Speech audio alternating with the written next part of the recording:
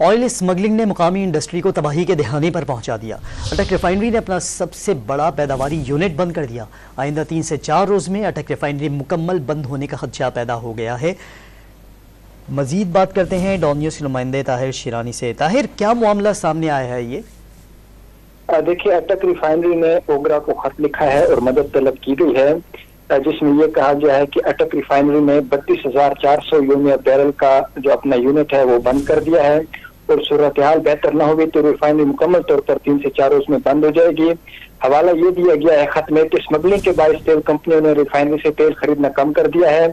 جنوبی حصوں کے بعد شمالی علاقوں میں بھی اسمگل شدہ تیل کی فروخت جاری ہے، اور اسمگل شدہ تیل کی دستیابی کے باعث جو مقامی تیل کی خریداری ہے اس میں کمی ہوئی ہے، اور اب اٹک ریفائنری صرف 33% صلاحیت چل رہی ہے۔ اس لیے اوگرا سے مدد طلب کی گئی ہے کہ مدد کی جائے، بصورت دیگر جو پوری ریفائنری ہے وہ بند ہو جائیں گی، کیونکہ اسمگلنگ نے مقامی انڈسٹری کو تباہی کے دہانے پر پہنچا دیا۔ اس پر خط بھی لکھ دیا گیا۔ ہمیں آگاہ کر رہے تھے طاہر شیرانی، بہت شکریہ آپ کا۔